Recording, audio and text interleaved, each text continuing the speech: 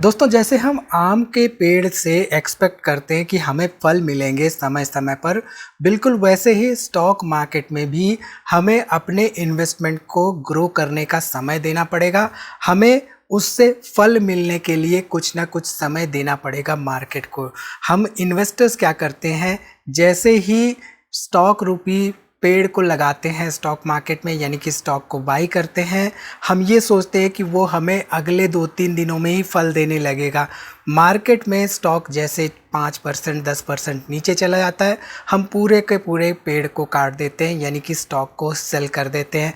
आप में से हमारे एक व्यूअर हैं, इन्होंने पूछा था कि लॉन्ग टर्म का मीनिंग कितने साल का इन्वेस्टमेंट होता है। 4 आम का पेड़ लगाएंगे तो क्या सभी पेड़ उतना ही आम देंगे, कितने साल तक?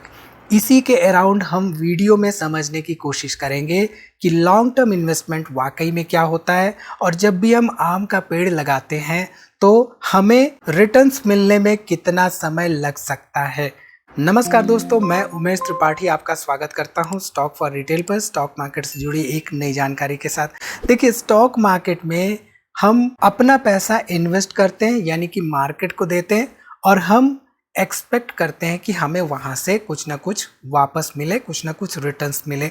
अब ये रिटर्न्स ग्रोथ के टर्म में भी हो सकता है, ये रिटर्न्स डिविडेंड के भी टर्म में हो सकता है। जैसे कि आम का पेड़ हम लगाते हैं तो पहले तो हम उसे ग्रो करने का समय देते हैं, नर्चर करते हैं, उसको खाद देते हैं, अच्छे से उसका पालन पोषण करते हैं, और उसके बाद हम एक्सपेक्ट करते हैं कि वो जब फल देने लगे तो वो फल हमारे लिए एक तरह से एक्स्ट्रा रिटर्न्स दे रहा होता है। जैसे कि हमें डिविडेंड मिलता है, बिल्कुल हम उसी तरह समझ सकते हैं कि हमें आम के पेड़ से फल मिल रहा होता है। अब मैं आपको एक छोटा सा एग्जाम्पल बताता हूँ। उस एग्जाम्पल से ना सिर्फ आपको मोटिवेशन मिलेगा, बल्कि आपको ये भी समझ में आएगा कि स्टॉक मार्केट की सिर्फ कहानियाँ सुनकर हम स्टॉक मार्केट से निवेश से नहीं कमा सकते हैं। स्टॉक मार्केट से कमाने के लिए हमें स्टॉक मार्केट में उतरना पड़ेगा। तो मेरे हाथ में ये एक स्केल है, ये पर्टिकुलर जो स्केल है, राइट। अब ये स्केल हम में से 99% लोगों को यही लगता है कि स्केल का मतलब होता है कि भाई प्लास्टिक की कोई स्केल होगी और जैसे मैं इसको बेंड करूंगा ये प्लास्टिक की स्केल टूट जाएगी। लेकिन आप ध्यान दीजिए, तो इसको मैं बेंड कर रहा हूँ, ये टूट नहीं रही है। इसको मैं किसी भी तरीके से बेंड कर दे रहा हूँ, ये बिल्कुल नहीं टूट रही है। अब यहाँ पे आपको समझना ये होगा, 98 to 99% लोग होते हैं जो कि मार्केट को इस स्केल की तरह देखते हैं। उन्हें लगता है कि मार्केट में अपनी लगानी करेंगे या पैसा डालेंगे तो वो टूट जाएगा, यानी कि उनको लॉस ही होगा। लेकिन ये जो स्केल है, इस स्केल को एक्सपीरियंस करने के लिए हमें इसको टच करना पड़ेगा, इसके फीचर समझने पड़ेंगे, ये समझना पड़ेगा कि किस मटेरियल का ये बना हुआ है, और इसको तभी हम समझ सकते हैं जब हम इसको एक्सपीरियंस करते हैं। ठीक, तो यहाँ पे कहने का मतलब ये है कि स्टॉक मार्केट में इन्वेस्टिंग को हमें एक्सपीरियंस करना होगा, तभी हम वहाँ से कुछ ना कुछ कमाने की स्थिति में आ सकते हैं। ठीक है, अब इससे आपको कुछ सीखने को मिला हो, मोटिवेशन मिला हो तो लाइक जरूर कर दीजिएगा वीडियो। कोई भी सवाल हो तो कमेंट करना बिल्कुल ना भूलिएगा। चलिए, यहाँ पे जो हमारा मार्केट है करंटली, अब मार्केट को हम समझते हैं। देखिए, मार्केट ऑल टाइम हाई बनाया था सितंबर के महीने में, फिर उसके बाद इसमें गिरावट हुई, और गिरावट 3 चरणों में हो रही है। तीसरे चरण की गिरावट के बाद यहाँ पे एक रिवर्जन करने की कोशिश हो रही है, और ये जो पर्टिकुलर पॉइंट है, यानी कि 22,824 का जो पॉइंट है, ये इसके लिए एक रेजिस्टेंस का काम कर रहा था। अब रेजिस्टेंस को ब्रेक तो किया है, लेकिन ब्रेक आज ही के दिन किया है, यानी कि आज की तारीख है 19 मार्च 2025, और अगर यहाँ पे सस्टेन कर जाता है अगले कुछ दिनों तक तो हमें मार्केट में फुल फ्लेज्ड रिवर्जन देखने को मिल सकता है। अदरवाइज सिंस मार्केट में बियरिश मोड चल रहा है, बियरिश कंफर्म्ड मोड चल रहा है, तो हम कह सकते हैं कि मार्केट में फर्दर आपको एक प्रेशर देखने को मिल सकता है। हालांकि ऑलरेडी 15% के आसपास का बॉटम बना चुका है। अब वो बॉटम को अगर ब्रेक करता है तो मार्केट में बहुत बड़ी क्राइसिस आ सकती है, इस बात का भी हमें ध्यान दे के चलना है। अब यहाँ पे ये चार्ट दिखाने का मेरा मकसद सिर्फ आपको इतना है कि मार्केट में आप इन्वेस्टमेंट कहीं पे भी करें, ये एक तरह से आपका आम का पेड़ हो गया मान लीजिए। ये इन्वेस्टमेंट करने के साथ आपको समय देना होगा। मार्केट में time is what matters, timing बिल्कुल मैटर नहीं करती। यानी कि बॉटम कहाँ है, टाइमिंग हमें मतलब नहीं है उससे, बॉटम कहीं भी हो सकता है। अगर हमने दृढ़ निश्चय कर लिया कि हमें समय स्पेंड करना है, मार्केट को टाइम देना है, आम के पेड़ की तरह अपने मार्केट को, अपने इन्वेस्टमेंट को ग्रोथ स्कोप देना है, तो ऐसे में वहाँ पे मार्केट से कुछ पाने की संभावना बढ़ जाती है। अब ये मार्केट ने हमेशा प्रूव किया है। लॉन्ग टर्म में आप देखिए तो मार्केट में गिरावटें जब जब हुई हैं, चाहे ये गिरावट हो, चाहे छोटी छोटी गिरावटें हो, चाहे ये कोविड की गिरावट हो, चाहे उसके बाद 2022-23 की गिरावट क्यों ना हो, मार्केट में अगेन एक आपको ऑल टाइम हाई देखने को मिला है। तो कहने का मतलब ये है कि मार्केट में जो हमें इन्वेस्टमेंट करना होता है, तो इन्वेस्टमेंट के लिए ऐसे समय एक तरह से परफेक्ट एंट्री के समय होते हैं। अदरवाइज लॉन्ग टर्म इन्वेस्टमेंट के पर्पस से हमें मार्केट को समय देना ज़रूर से ज़रूर चाहिए। यानी कि एटलीस्ट 3 से 5 साल का समय हमें देना चाहिए। आम का पेड़ भी एटलीस्ट 7 से 8 साल लेता है पहला फल देने के लिए। तो क्यों ना मार्केट को समय दिया जाए, क्यों हम वहाँ पे पैनिक हो जाते हैं कि भाई 4 से 5% की गिरावट हो गई हमारी बाइंग प्राइस से, तो हम पैनिक में आके पूरा का पूरा पेड़ ही काट दे रहे हैं। तो ऐसा हमें बिल्कुल नहीं करना चाहिए। ठीक है, यहाँ पे अगर हम FII DIs के डाटा पे ध्यान दें तो काफ़ी लंबे समय के बाद अगेन यहाँ पे 18 मार्च को 1400 करोड़ रुपए के आसपास FIIs ने नेट बाइंग की है और DIIs ने नेट बाइंग यहाँ पे करीब करीब 2000 करोड़ रुपए के आसपास की है। अब देखिए FIIs कभी भी मार्केट में वापस आ सकते हैं, उनको बस लगना चाहिए कि इंडियन मार्केट थोड़ा सा अट्रैक्टिव हो चुका है, वो एंट्री लेंगे। और ऐसा नहीं कि वो मार्केट से हमेशा के लिए जा रहे हैं, वो सेलिंग कर रहे हैं। तो सेलिंग के पीछे उनका मकसद सिर्फ इतना है कि वो किसी और मार्केट में अपॉर्चुनिटी देख रहे हैं और जिस दिन उनको भारतीय मार्केट में अपॉर्चुनिटी दिख जाएगी उस दिन से वो वापस आने शुरू हो जाएंगे। तो मार्केट डबल फोर्स के साथ ऐसे सिचुएशन से एकदम ऊपर की तरफ भागना शुरू कर देगा जब वहाँ पे FIIs की बाइंग शुरू हो जाएगी। तो इस बात का भी हमें ध्यान देके चलना चाहिए। ठीक है, हमेशा जब भी हम इन्वेस्टमेंट कर रहे होते हैं, जब भी हम आम का पेड़ खास तौर पे लगा रहे होते हैं, तो वह भी हमारे तरह से एक तरह से इन्वेस्टमेंट होता है, राइट। तो जब भी हम इन्वेस्टमेंट कर रहे होते हैं, आम का पेड़ लगा रहे होते हैं, तो हमारी ख्वाहिश क्या होती है, हमारी चाहत यही होती है कि ये ग्रो करेगा और ग्रो करने के साथ ही साथ हमें रिटर्न्स देगा। अब रिटर्न्स 2 फॉर्म में दे सकता है। रिटर्न्स दे सकता है या तो हम आम की लकड़ियां बेच रहे हो या हम जो उससे फल आ रहा है उसको बेच रहे हो, मुनाफा कमा रहे हो। तो ऐसे में हमें स्टॉक मार्केट से भी ये समझना होगा कि जो हमारा स्टॉक है, जो हमारा आम का पेड़ है, क्या वो वाकई में स्ट्रॉन्ग है, क्या उसमें ग्रोथ का पर्सपेक्टिव है।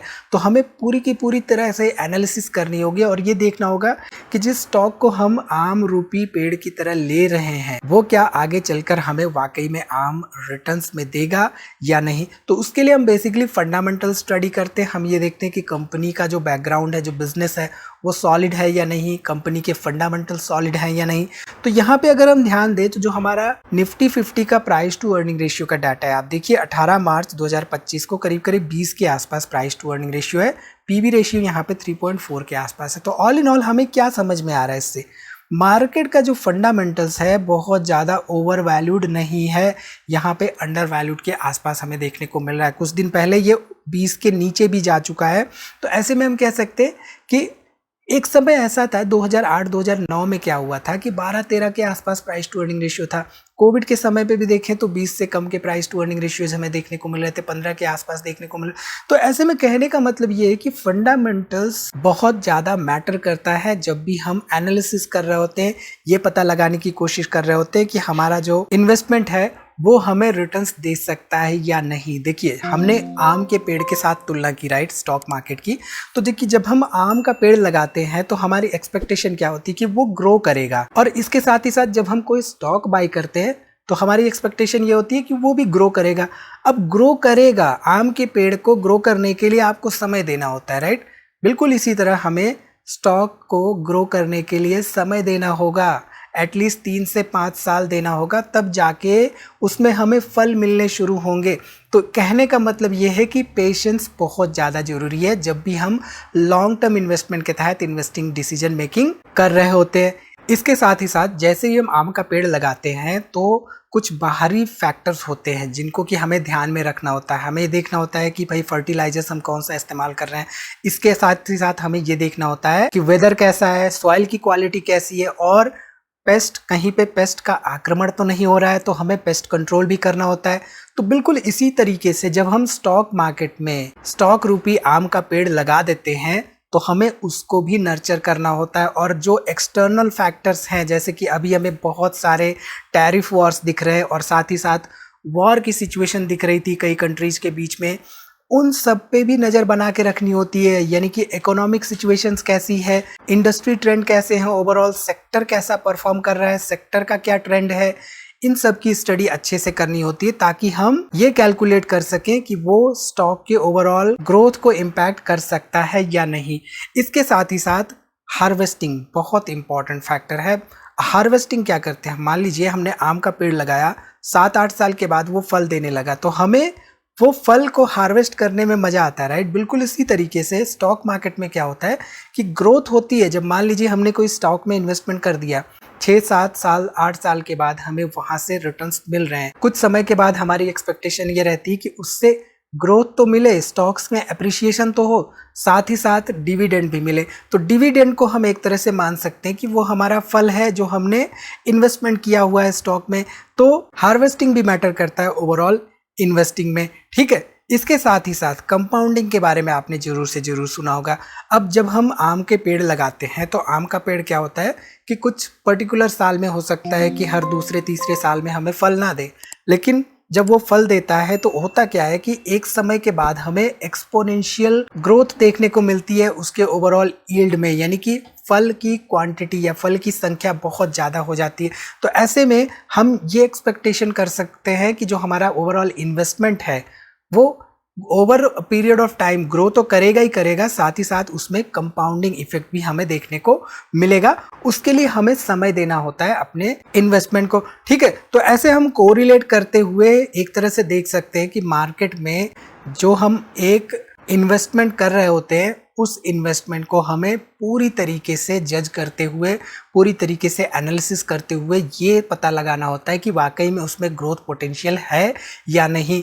जैसे कि हम आम का पेड़ जब लगा रहे होते हैं तो हमें पता होता है कि ये जो वैरायटी है, जो भी बीज लेके आए हैं हम, वो कौन सी वैरायटी है, कितना आम का प्रोडक्शन हमें दे सकती है और क्या उसका टेस्ट रहता है, ये सब हमें पता रहता है। तो क्यों ना हम ये कंपनियों के बारे में इनिशियली पता करें इन्वेस्टमेंट करते समय। तो इसको हम पता कर सकते हैं फंडामेंटल एनालिसिस से, और साथ ही साथ वैल्यू इन्वेस्टिंग के तहत हम मार्जिन ऑफ सेफ्टी भी लेके चल सकते हैं। यानी कि एक तरह से देखा जाए तो ग्राहम नंबर, आप देखिए ग्राहम नंबर एक वैल्यू इन्वेस्टिंग का एक ऐसा फैक्टर है जहाँ पे हमें ये पता चलता है कि जो प्राइस हमें दिख रहा है कंपनी का, उस प्राइस के पीछे वैल्यूएशन क्या हो सकती है। तो यहाँ पे 3,752 रुपये के आसपास ग्राहम नंबर है। लेकिन अगर हम स्टॉक का प्राइस देखें, अब यहाँ पे कंपनी का नाम हम रिवील नहीं करेंगे, स्टॉक का प्राइस अगर हम देखें यहाँ पे तो करंट प्राइस आप देखिए करीब 1,400 रुपये के आसपास चल रहा है। तो यहाँ पे ऐसे में एक वैल्यू इन्वेस्टिंग जो होती है, वैल्यू इन्वेस्टिंग के तहत एक तरह से मार्जिन ऑफ सेफ्टी का कुशन मिल सकता है ऐसी कंपनियों में इन्वेस्टमेंट करने से जहां पे current market price Graham number से कम दाम पे ट्रेड कर रहा हो। इसके साथ ही साथ और भी सारे फैक्टर्स होते हैं जैसे कि return on equity, return on capital employed, debt company का कितना है, ये सब हम स्टडी करते ताकि हमें पता चल पाए कि वाकई में उसमें ग्रोथ का पोटेंशियल कितना है। ये सब हमें पता चल पाए कि वाकई में उसके फंडामेंटल्स कैसे हैं, और साथ ही साथ सेल्स ग्रोथ ट्रैक रिकॉर्ड और प्रॉफिटेबिलिटी ग्रोथ ट्रैक रिकॉर्ड से हम ये पता करते हैं कि उसमें ग्रोथ पोटेंशियल कितना है। तो आई थिंक यहाँ से आपको काफ़ी कुछ सीखने को मिला होगा और साथ ही साथ मोटिवेशन मिला होगा कि मार्केट में लंबे समय के लिए टिके रहना है। 5-10% की गिरावट मैटर नहीं करनी चाहिए, हाँ, लेकिन हमें ये पता होना चाहिए कि हमारे पास फंडामेंटली स्ट्रॉन्ग स्टॉक्स ही हों। तो इस छोटी सी वीडियो में इतना ही, मिलते हैं अगली वीडियो में एक नई जानकारी के साथ। तब तक आप सीखते रहिए, सिखाते रहिए और इन्फॉर्मेशन शेयर करते रहिए। वीडियो को लाइक करना ना भूलिए, कोई भी सवाल हो तो कमेंट जरूर करिए। मिलते हैं अगली वीडियो में एक नई जानकारी के साथ, तब तक आप अपना बहुत ख्याल रखिए।